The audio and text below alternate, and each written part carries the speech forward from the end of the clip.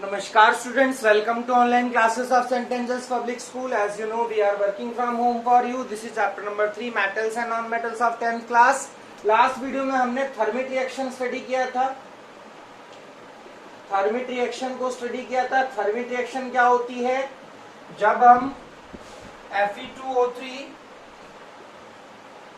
और aluminium powder को heat करते हैं.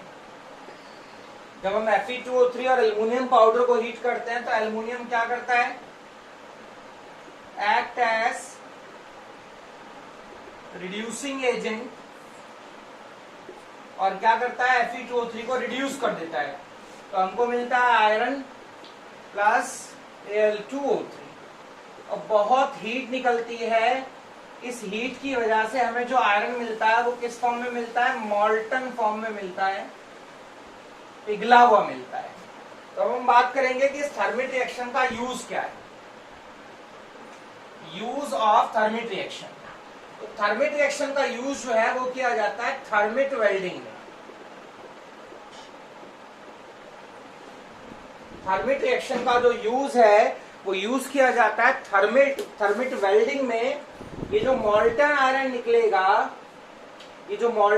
निकलेगा, used to fill the cracks of railway tracks. इसका यूज जो है रेलवे ट्रैक्स के जो क्रैक्स होते हैं उसमें दरारें जो आ जाती हैं उसको भरने के लिए किया जाता है, या फिर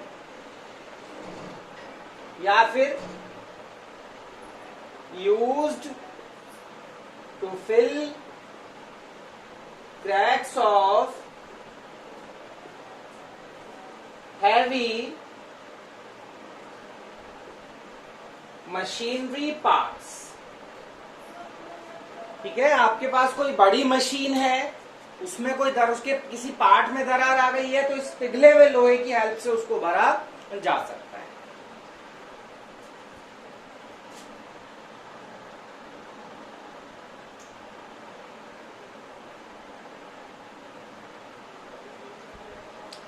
तो इस थर्मिट वेल्डिंग में क्या करा जाएगा? जो आपको ये मॉल्टन फॉर्म में आयरन मिला है, इस आयरन को हम क्या करेंगे? जो रेलवे ट्रैक की कोई दरार है या हैवी मशीनरी पार्ट की कोई दरार है, जो क्रैक है उसमें इस लोहे को भर दिया जाएगा और ये पिघला हुआ लोहा जब उसमें जम जाएगा तो उस क्रैक को, उस होल को फिल कर देगा और रेलवे ट्रैक या मशीनरी पार्ट को दोबारा मजबूती दे देगा. यानी कि थर्मिट रिएक्शन का यूज क्या है?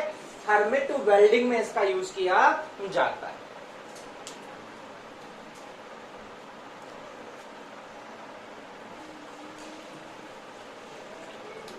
Now we have reduction of metals present above in reactivity series. अब हम पढ़ेंगे वो मेटल्स जिनको जो रिएक्टिविटी सीरीज के अबव में है यानी टॉप में है, उनका reduction.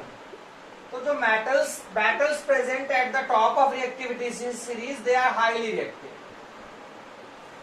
They are highly reactive. ये बहुत ज्यादा रिएक्टिव है. They are highly reactive. जो मेटल्स रिएक्टिविटी सीरीज में सबसे ऊपर है वो कैसे हैं? They are highly reactive. और कौन कौन से ऐसे मेटल है? जैसे एल्युमिनियम है, सोडियम है, पोटाशियम है, मैग्नीशियम है, कैल्शियम है. They are highly reactive metals. They are highly reactive metals. So इनका reduction, so their reduction is not possible by heating or by using reducing agent. So reduction is not possible. इस बात को लिख देता हूं. So reduction is not possible by heating or by using reducing. तो अगर कोई पूछे कि ऐसा क्यों, कि हीट करके या रिड्यूसिंग एजेंट से इनका रिडक्शन क्यों नहीं हो सकता, तो रीजन है दे आर हाईली रिएक्टिव. ये बहुत ज्यादा रिएक्टिव होते हैं. We are going to study reduction of metals present above in reactivity series.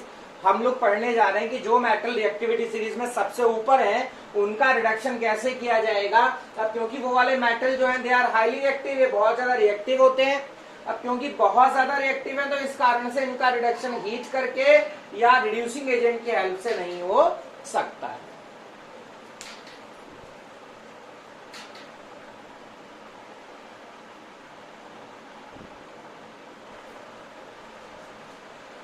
So now we have a question कि why we cannot use reducing agent like carbon for their reduction? Means अगर जो कोई highly reactive metal है तो उसके reduction के हम carbon जैसे रिड्यूसिंग एजेंट को क्यों यूज नहीं कर सकते? तो रीजन क्या है? अगर आपके पास मान लीजिए CaCO3 है और इसमें से आप कैल्शियम निकालना चाहते हैं तो आप क्या करेंगे? पहले CaCO3 को सबसे पहले क्या करोगे? कंसंट्रेशन करोगे। आप कंसंट्रेशन करोगे, कंसंट्रेशन के बाद क्योंकि कार्बोनेट की फॉर्म में तो इसका क्या करोगे आप? You will do it's calcination. आप इसका कैल्सिनेशन कर दोगे तो बाय कैल्सिनेशन आपको क्या मिल जाएगा? कैल्शियम ऑक्साइड मिल जाएगी। अब इसके कैल्शियम ऑक्साइड को ना तो आप हीट करके कैल्शियम ऑब्टेन कर सकते हो, ना ही आप कार्बन जैसे किसी रिड्यूसिंग एजेंट का यूज करके इसमें से कैल्शियम निकाल सकते हो। रीजन ये है कि इसकी कैल्शियम की रिएक्टिविटी बहुत हाई है, कैल्शियम बहुत ज्यादा रिएक्टिव है। तो यहाँ कार्बन का यूज क्यों नहीं किया जा सकता? बिकॉज इस कैल्शियम की जो एफिनिटी है वो कार्बन के कंपैरिजन में ऑक्सीजन से ज्यादा है। देखिए क्वेश्चन है why we can not use reducing agent like carbon for their reduction. तो होता क्या है कि they have more affinity with oxygen than carbon. देखिए मैं आप इसको देख लीजिए, मैं आपको समझाता हूँ क्या है। देखिए अगर आपसे बोला जाए कि भाई ये CaO है और इसमें से हम कार्बन का यूज करके Ca निकाल दें तो ये गलत है। क्यों गलत है? बिकॉज ये रिडक्शन नहीं कर सकता। क्यों रिडक्शन नहीं कर सकता? कि इसकी जो एफिनिटी है, means affinity of calcium with oxygen is greater than the affinity of carbon with oxygen. ठीक है, तो कैल्शियम की जो कैल्शियम एफिनिटी का मतलब अट्रैक्शन है, एफिनिटी का मतलब अट्रैक्शन है। तो कैल्शियम का जो अट्रैक्शन है वो ऑक्सीजन से ज्यादा है, कार्बन का अट्रैक्शन ऑक्सीजन से क्या है? कम है। तो calcium will not leave the oxygen, calcium oxygen को नहीं छोड़ेगा कार्बन के आने पर। तो कार्बन जैसे किसी रिड्यूसिंग एजेंट का यूज करके हम जो है हाईली रिएक्टिव मेटल्स का रिडक्शन नहीं कर सकते हैं। आई होप आपको समझ आया होगा मैं क्या समझाना चाह रहा हूं। मेरे कहने का मतलब ये है कि जो हाईली रिएक्टिव मेटल्स होते हैं उनके रिडक्शन के लिए हम हीट नहीं कर सकते हैं, हम उनके रिडक्शन के लिए जो है क्या कहते हैं आपका कोई रिड्यूसिंग एजेंट यूज नहीं कर सकते हैं। रीजन सिंपल सा है कि वो बहुत ज्यादा रिएक्टिव होते हैं। तो फिर हम क्या करेंगे उनके रिडक्शन के लिए? हम क्या करेंगे, हमें क्या करना चाहिए उनके रिडक्शन के लिए? तो देखिए क्या करेंगे, इसे आप नोट कर लीजिए। तो क्या करेंगे, आई होप नोट कर लिया होगा आपने। क्या करेंगे देखिए, so for reduction of highly reactive metals like aluminum, calcium, sodium, potassium, magnesium, we will use electrolytic reduction। देखिए ऐसे क्वेश्चन आ जाता है, आपको 3 मेटल दे देगा, आपको बोलेगा 3 मेटल, एक X है, एक Y है, एक Z है। X क्या है? लो रिएक्टिव है, मतलब एट द बॉटम प्रेजेंट है रिएक्टिविटी सीरीज के। Y क्या है? मिडल में प्रेजेंट है। Z क्या है? टॉप में प्रेजेंट है। तो आपको डायरेक्ट पूछेगा कि बताओ किसका रिडक्शन कैसे होगा। तो X क्योंकि रिएक्टिविटी सीरीज में नीचे है, लेस रिएक्टिव है, इसका रिडक्शन हो जाएगा हीट की हेल्प से। ये मिडल में है, मॉडरेटली रिएक्टिव है, इसका रिडक्शन हो जाएगा रिड्यूसिंग एजेंट की हेल्प से। और क्योंकि ये टॉप में है और हाईली रिएक्टिव है तो इसका रिडक्शन हम कैसे करेंगे? By the help of electrolytic reduction. Means reduction कैसे किया जाएगा? By the help of electric current pass करा के रिडक्शन किया जाएगा। मींस जो हाईली रिएक्टिव मेटल्स होते हैं क्योंकि उनकी रिएक्टिविटी बहुत ज्यादा होती है तो उनके रिडक्शन के लिए हमें क्या क्या यूज करना पड़ेगा, इलेक्ट्रोलाइटिक रिडक्शन यूज करना पड़ेगा।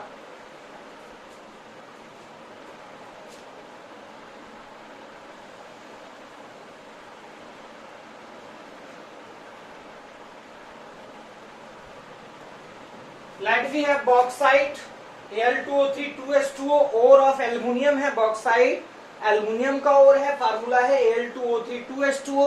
अब अगर इसमें से आपको एल्युमिनियम का एक्सट्रैक्शन करना है, इसमें से एल्युमिनियम निकालनी है, अगर इसमें से आपको एल्युमिनियम का एक्सट्रैक्शन करना है, इसमें से एल्युमिनियम फाइंड आउट करनी है, तो वो एल्युमिनियम फाइंड आउट करने के लिए सबसे पहला स्टेप क्या होगा, आप सभी को पता है कि हमें क्या करना पड़ेगा, इसका कंसंट्रेशन करना पड़ेगा, इसका कंसंट्रेशन करना पड़ेगा। इसका कंसंट्रेशन केमिकल मेथड की हेल्प से होगा, वो हमें नहीं पढ़ना है तो मैं जस्ट बता रहा हूं आपको। इसका कंसंट्रेशन केमिकल मेथड की हेल्प से होगा।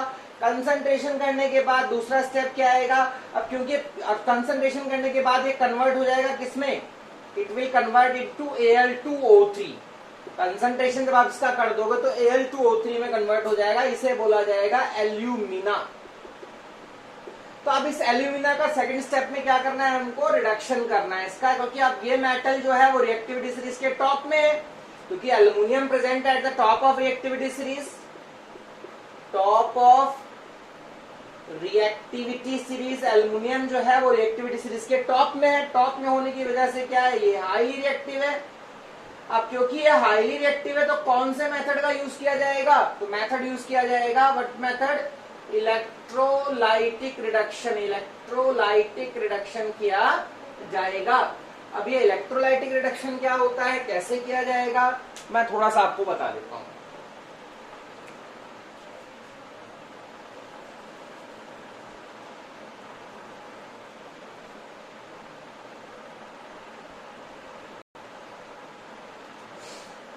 तो ये सेटअप है Al2O3 का इलेक्ट्रोलाइटिक रिडक्शन करने का, ये सेटअप है Al2O3 के इलेक्ट्रोलाइटिक रिडक्शन करने का।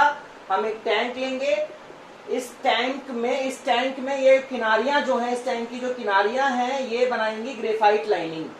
मतलब इस जो टैंक के जो किनारे हैं इस पर क्या लगा दिया जाएगा, ग्रेफाइट की लाइनिंग लगा दी जाएगी, ग्रेफाइट की परत लगा दी जाएगी। ग्रेफाइट जानते हैं तो पेंसिल की नोक में होता है, वो ग्रेफाइट की लाइनिंग लगा दी जाएगी।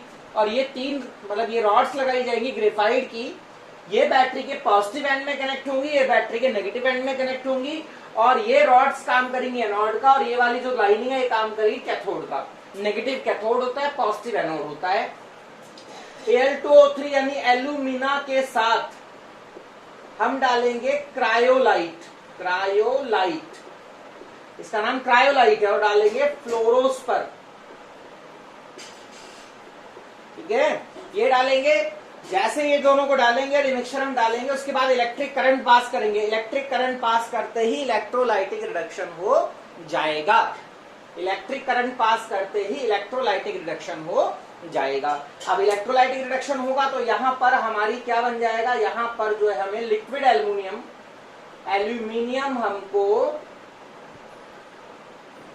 मॉल्टन फॉर्म में यहां मिल जाएगा। यहां एक टैपिंग होल बनाया जाएगा, यहां पर एक होल बनाया जाएगा, इस होल से लिक्विड एल्यूमिनियम को बाहर निकाल लिया जाएगा, ठीक है। ये एक सेटअप है इलेक्ट्रोलाइटिक रिडक्शन ऑफ एल्यूमिना का। एल्यूमिना यानी कि जो हमें कंसंट्रेशन, बॉक्साइड के कंसंट्रेशन के बाद जो एल्यूमिना मिला इसमें से एल्यूमिनियम निकालना है। पर ये एल्यूमिनियम निकालने के लिए हम एक टैंक लेंगे, टैंक की जो ये लाइनिंग्स हैं, टैंक की जो ये लाइनिंग्स हैं, इन लाइनिंग्स को कैथोड बनाया जाएगा, नेगेटिव एंड में कनेक्ट किया जाएगा, और ये रॉड्स जो लगाई गई इन्हें पॉजिटिव एंड में कनेक्ट किया जाएगा और इन्हें एनोड बना लिया जाएगा। जब आप करंट पास करोगे तो Al2O3 से Al2O3 का रिडक्शन हो जाएगा, रिडक्शन होकर पिघला हुआ एल्यूमिनियम आपको यहाँ मिलेगा, और ये इसको टैपिंग होल से बाहर निकाल लिया जाएगा। अब मैं आपको बताता हूँ कि रिएक्शन कौन कौन सी हुई। वैसे ये आपको एग्जाम में नहीं आएगा ये सब करने के लिए, बाकी जस्ट मैं आपको नॉलेज के लिए बता रहा हूँ। ये रिएक्शंस कौन सी हुई, इसका क्या काम है और इसका क्या काम है, मैं आपको बता देता हूँ।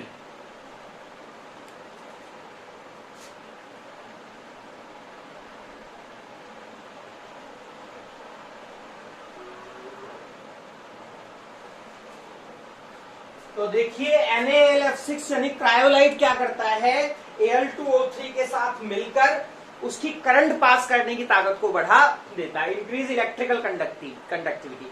क्रायोलाइट क्यों मिलाया गया? ताकि Al2O3 की करंट पास करने की एबिलिटी बढ़ जाए। और ये फ्लोरोस्पर क्यों मिलाया गया?